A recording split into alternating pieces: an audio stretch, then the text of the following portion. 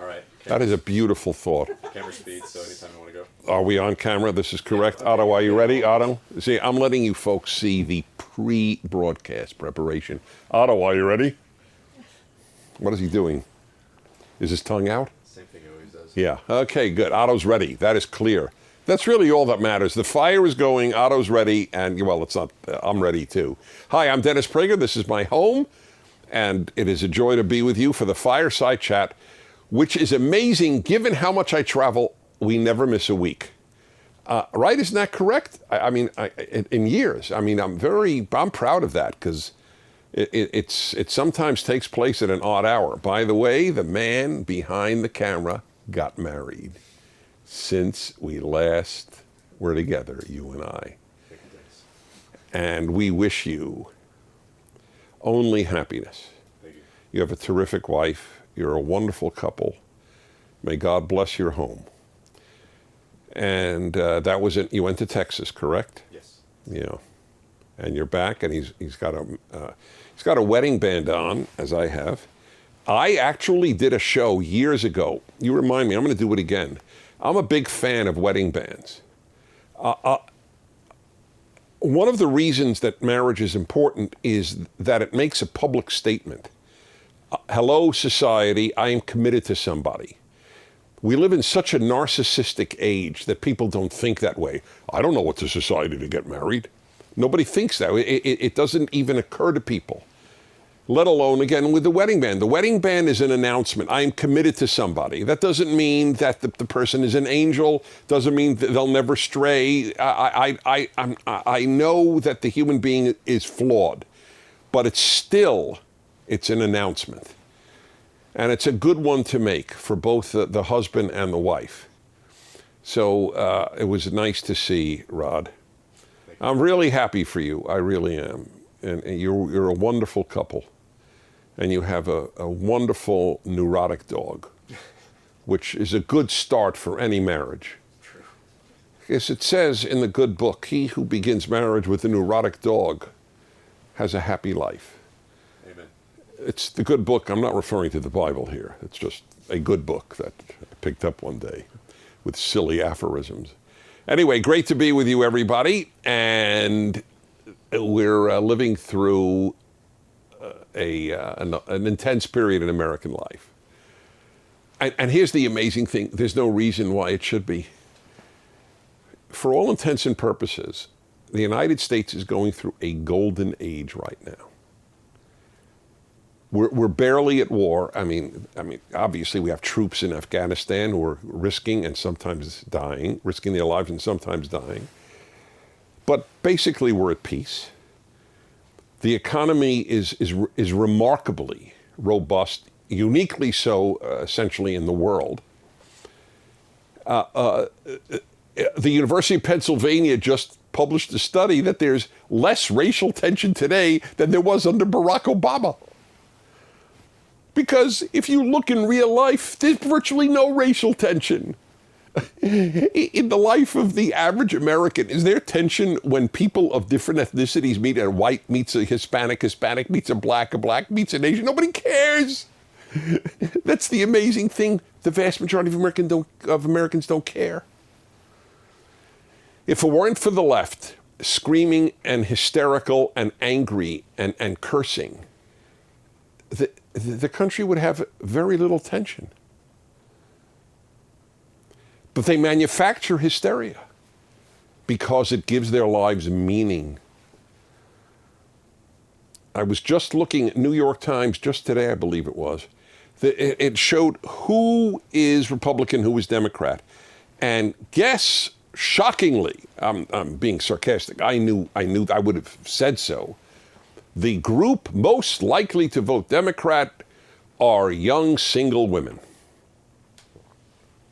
Interesting, isn't it? So a young married woman is more likely to be a Republican. It's one of the reasons the left is not enthused about marriage. You lose people to the party if they have a fulfilled personal life. In fact, if they have a fulfilled personal life in any way, because the whole point of the left since Marx, through Lenin, through today, is get meaning through politics. Not through religion, not through family, not through work, not through joy of life. There is no joy of life on the left. The further left you go, you get to Bernie Sanders. Has Bernie Sanders laughed in 47 years? I don't know. It's one of the great puzzles. Anyway, a man who honeymoons in the Soviet Union is got a screw loose. That's not where you go for your honeymoon, to the most totalitarian state in the world at the time, outside of North Korea and China. It is. We're living in a spectacular time. But everything, if you read the left, which means every normative newspaper except the Wall Street Journal and every mainstream medium in television and so on, outside of Fox News, you would think the country's on the brink of a Nazi takeover. That's how sick they are. Not to mention cheapening the word Nazi, for which I don't forgive them.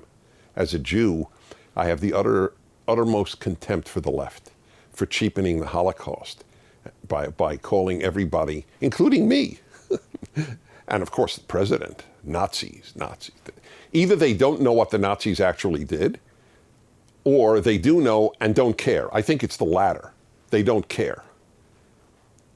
They don't care that they are calling good people by the worst possible adjective that we have in our language.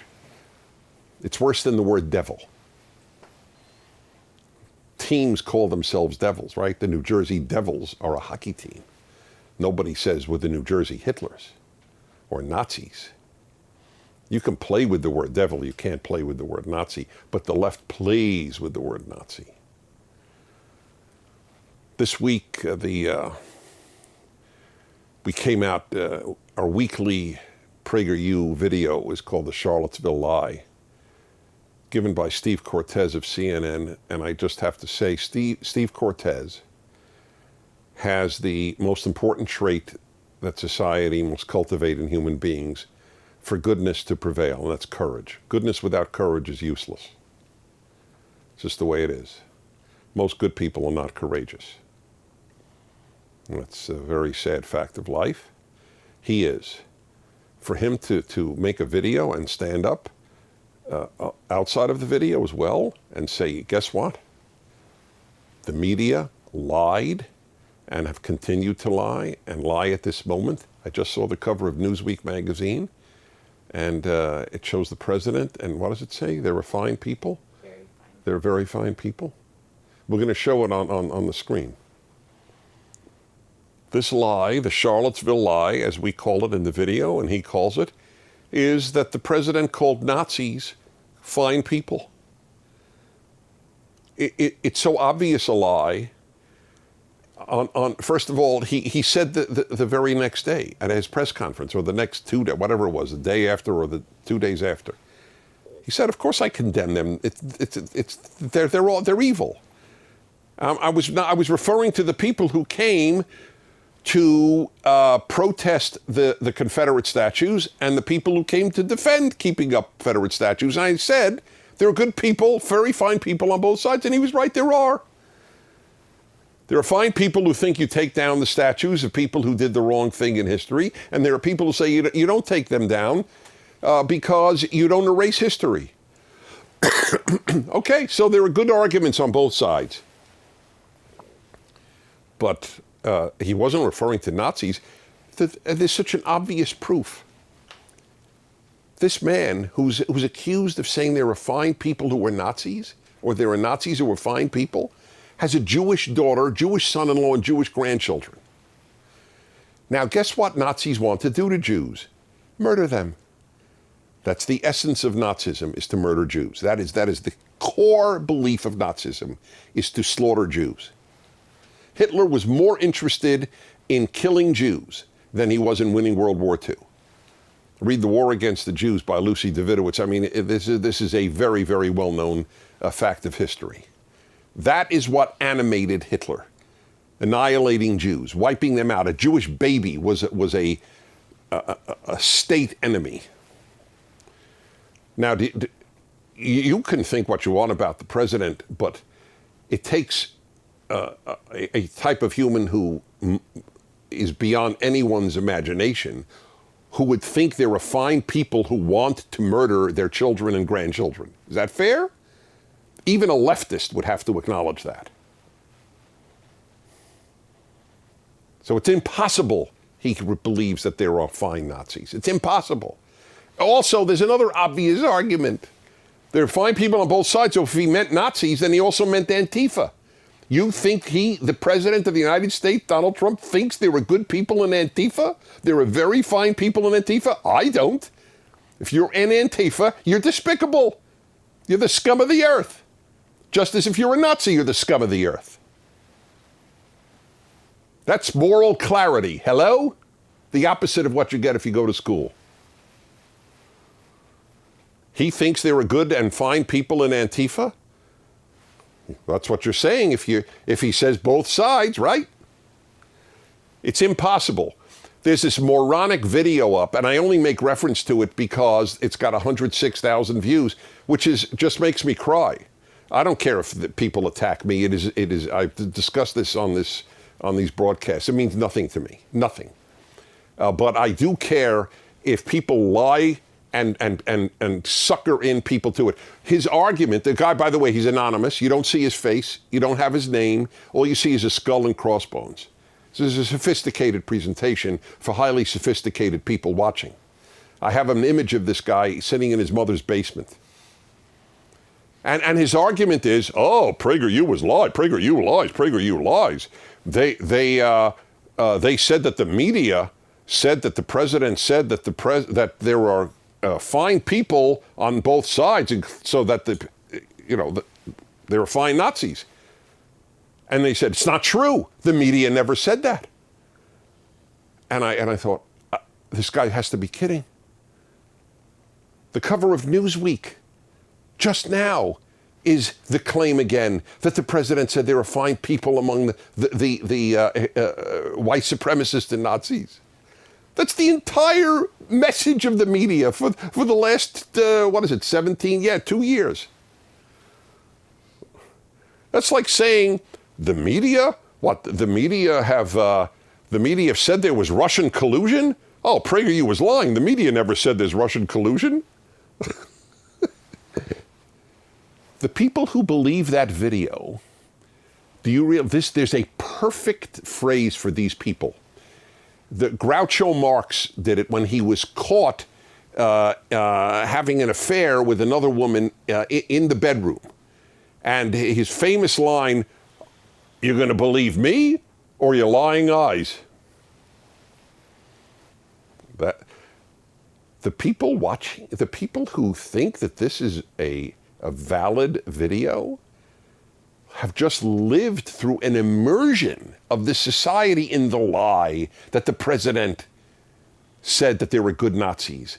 And this guy, this anonymous crackpot, makes a video and people go, yeah, wow, they didn't say that. That's, I wonder how many of the viewers went to college. My suspicion is a lot, because college teaches you not to think clearly. But there's no excuse for any decent human being to believe such stuff. Anyway, that's where we're at. The hysteria of the left denying the reality of today in America. It's an unbelievably wonderful place to be. This racist president has done more for blacks than the previous president who was black. That's not an opinion, that's a fact. But it doesn't matter. Doing good doesn't matter to the left. Doing left matters to the left. Okie doke. Take your questions, comments, alternate speeches. Isabel, 22, Evergreen, Colorado. Is this the Isabel I know? She's precious. Have you seen the most recent cover of Newsweek? Just talked about it. The term white supremacist is thrown around constantly and has lost all meaning. What are your thoughts on that? Can you define white supremacy? Well, I told you my thought. Okay, so the number of Americans who believe whites are inherently superior And by the way, this is a very important aspect, and do something about it. See, if you walk around thinking, let's say you walk around thinking that you are the finest human being on earth and only your family members are all superior to all other human beings. I don't really care. If you act on it, in other words, you think that anyone outside of your family can be persecuted or even killed, then I care. But otherwise, what people think, that's a leftist preoccupation. That's why all leftism is totalitarian if they have the power to do it. It's definitional. Liberals are not totalitarian, conservatives are not totalitarian, leftists are. Because they want to retrain your thinking. You can think evil. Religious people believe only God judges our thoughts. The left believes the government or they can judge your thoughts. Let's say you do believe, which I think is idiotic, just idiotic. Whites are superior. If you don't act on it, what do I care? I'm a Jew. Let's say you can't stand Jews. If you don't act on it, I don't care. I care how you act. That's the only thing I care about. All other 7 billion people on earth is how they act. The left cares how you think. That's scary. I don't care how you think. You think whites are superior, you're out of your mind.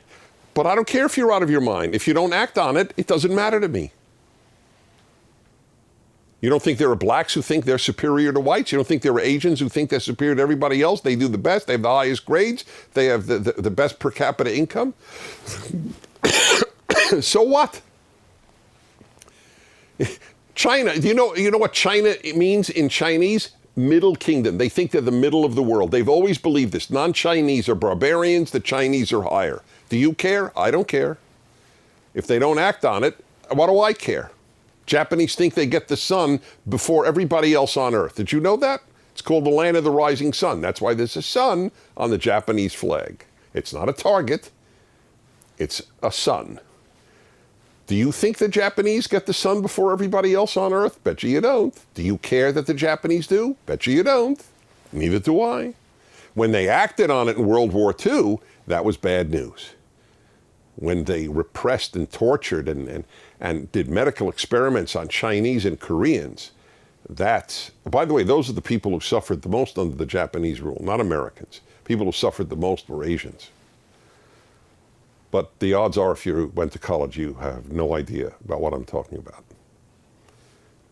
Carbon emissions, on the other hand, or that you call some students Z rather than he or she, that you know, for $100,000 in debt.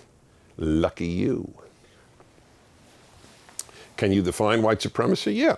You believe whites are inherently superior. As I said, it's about as stupid a belief as one could have. What does that even mean? You actually believe that? Even I'd like to be, I mean, there are a handful of people who believe it. As Alan Dershowitz, the professor at Harvard Law, said to me in our movie, not his and mine, Adam Carolla and my movie coming out in September, he said to me in his apartment, and you'll see it, as a Jew, as an American, as a liberal, as a Democrat, I am much more afraid of the left than the right. He said, these Nazis, they're the past, they're irrelevant. But the left is frightening. And that's true. I mean, the Nazis are the worst, I agree, but they're irrelevant. They're only relevant because the left wants them to be relevant so that they have relevance. Look at me, I'm fighting Nazis. Yeah, during World War II, that was a very big deal. You were a hero to fight Nazis during World War II. Fight Nazis in the United States today, you're not exactly a hero. Okay, it's just context matters, doesn't it? Jakub Vesely, 17 years old, Czech Republic. How important is the American pioneering spirit which the U.S. adopted alongside its Western values? Your English is very good. Just want to tell you, though, most Americans don't know this, so don't feel bad.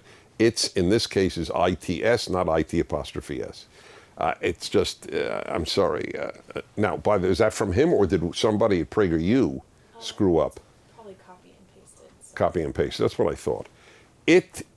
IT apostrophe S means it is. The odds are that most of you American young people watching do not know that, but again, I'm sure you were told about global warming in high school. That ITS, it means, with an apostrophe, means it is. I don't expect that to have been taught. So anyway, the American pioneering spirit is a very big deal in the United States. That is correct. We, and you know why? In part because America's so big and there was always more space to conquer. There's another reason, though. It's part of our ethos because life, liberty, and the pursuit of happiness. You pursue happiness, it's a pioneering spirit. That's why it's so funny to talk to Western Europeans. They still laugh at us. Oh, all of you have air conditioning.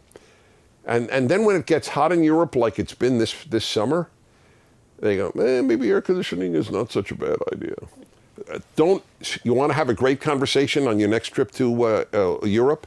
Ask them what they think of dryers. They have total contempt for dryers. Just hang it outside, which in Europe is ingenious because it's raining half the time. Why would you want to hang your laundry outside for the rain to get wet again? And it's not clean rain in many instances. Yeah, so that's a part of it. The pursuit of happiness. We are a pioneering entrepreneurial people. Hope I meet you in the Czech Republic one day, Jakub. Ryan, 14, Murfreesboro, Tennessee.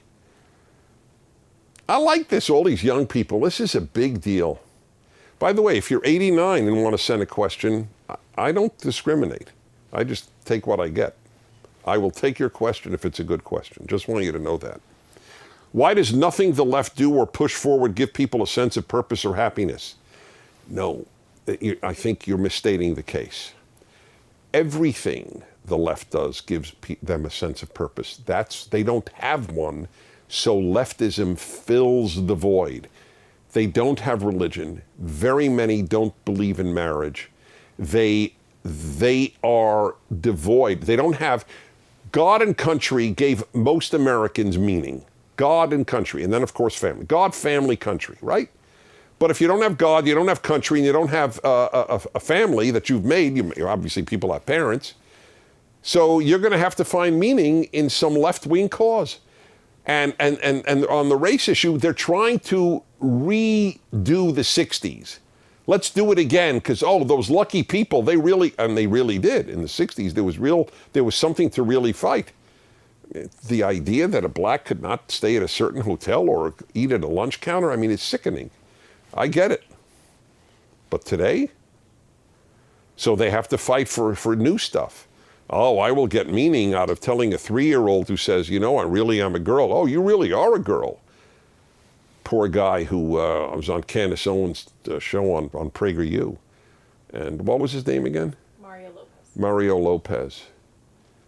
He just commented, if your 3-year-old says, the 3-year-old boy says, I'm a girl, you don't immediately say, yes, you're a girl. It's not doing him a favor. And he was buried and then he recanted. Because they bullied him and his job was threatened and everything. Anyway, they don't have much happiness, though. There isn't happiness to be found on the left. A happy leftist is an oxymoron. There were happy liberals, there were happy conservatives, there were no happy leftists. What's our time frame? 24. Cool. Casey, 15, Los Angeles. Hi, Casey, how you doing? I don't know what your answer is. I hope you're doing well. Hi, Mr. Prager. Hi, Casey. You seem to have an opinion on a wide variety of topics and issues. Ha! You bet. That's why, by the way, I have a strange mind. I know this, in that ideas just constantly pop up in my mind, constantly. That's why I'm totally okay with silence. Because I'm having an interesting time with my brain. It comes up with another idea, and it's a gift. I don't take credit for it. But it's true. I do. And I care about just about everything, which is partly what makes listening to you so interesting. Good point. I am curious if there is anything you have no opinion on. What a great point. Or are undecided or are apathetic towards. Thanks. Well, I look at the questions about 2 minutes before I come on with you. There's not exactly a long time to prepare answers. But I was thinking, my wife is here, so she immediately knew, what do I have no interest, no opinion on? Women's shoes. I don't even, it's more than that. They so don't interest me that I don't even know if a woman is wearing them or not. I know this is maybe sound pathetic. I'm fully prepared for that possibility. I am not sure that if I were in a crowd at an airport, I would know which women are barefoot and which women had shoes on. Now, I can't say I'm particularly interested in men's shoes either, to be perfectly honest. My view is if they fit me, I just put them on because at 6'4", you get a large foot with that body. So I'm just happy if I can find a size 14 shoe.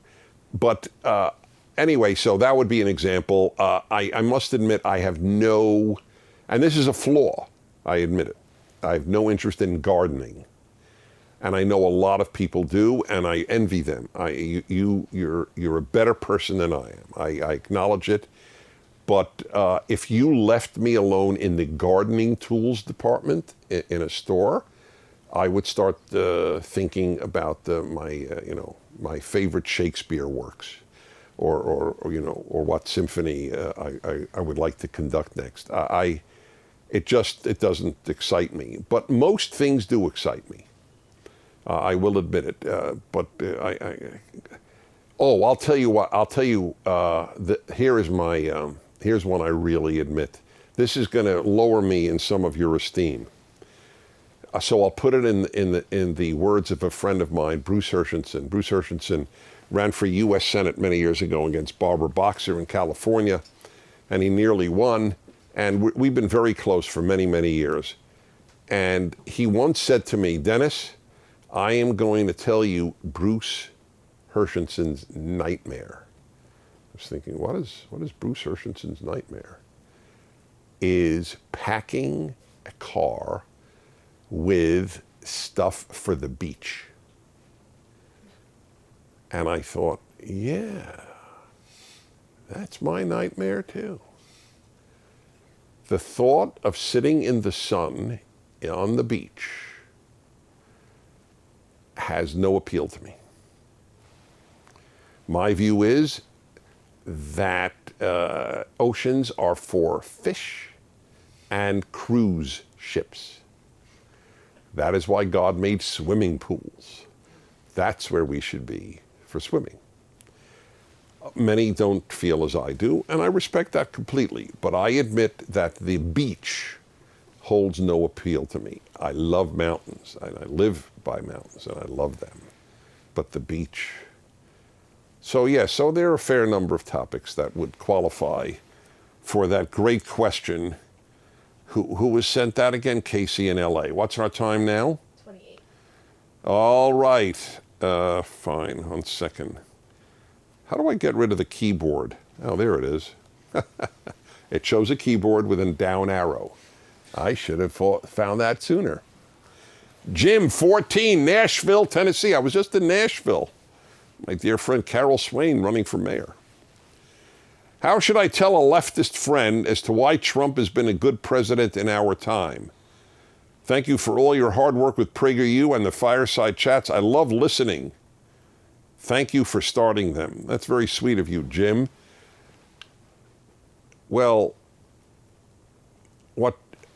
aside from the rhetoric, things that the president says that your leftist friend will object to, putting that aside, ask your friend, what do you think he's done that has hurt America?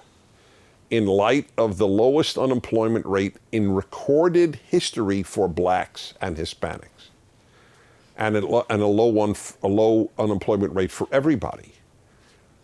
So you can't point to economics. What would your friend point to? Did your friend think that having a deal with the most evil regime in the world, the Iranian regime, was a good idea? Smuggling to them vast sums of money to bribe them into an agreement that only God knows if they would have kept in any event? They are the mother of terrorism on earth, the Iranian regime. This president is taking a very hard stance against them. Another one of the great lies is he's Putin's man. If he were Putin's man, he wouldn't be so anti-Iran. Iran is Putin's man. He's done nothing to benefit Russia. Nothing. Another grandiose lie. He's Putin's man. Because if the whole media says something enough, that's all you need. It doesn't need to be true. It needs to be repeated. What this man has done, my wife and I had a dinner with Vice President Pence and his wife. And I'm only mentioning this. I'm not a name dropper. It's of no interest to me, but it's relevant. And he said the whole world, in effect, warned the president not to move the Israeli embassy to its capital, Jerusalem. The world would erupt in flames. The whole Middle East would go up in flames. The president did what was right. Virtually every president had promised to move the American embassy when they ran for office and then reneged when he got into office. This president promised it and actually did it. Nothing happened. Nothing. All it did was strengthen America in the eyes of people in the Middle East. Whoa, this is no namby-pamby America elected. They elected a serious guy. The only country in the world we didn't have an embassy in its capital is Israel. It's not a spit in the face to one of the closest allies we have on earth. That's the way the president thought. God, I could name so many terrific things at this guy. He's taking on China. China has a communist, totalitarian, well, almost totalitarian, certainly tyrannical regime. He's taking them on. And I'll tell you, I think this will forestall an armed war at a later point, taking them on economically now. This man has courage. Courage is the rarest of the good traits. That's how I opened up tonight's session, or today's session, depending when you're looking at it, with Steve Cortez, who has courage. So thanks for the questions. Thanks for watching. My past Fireside Chats are as relevant as this one, and I aim for that to be, so you could watch past ones and have your mind hopefully opened and challenged. It is a joy to do this with you. Thank you for being with me. And until next week, from the newest married member of our crew to all of you, thanks. Bye. Thank you for watching. If you'd like to keep these Fireside Chats free, please do by donating to PragerU.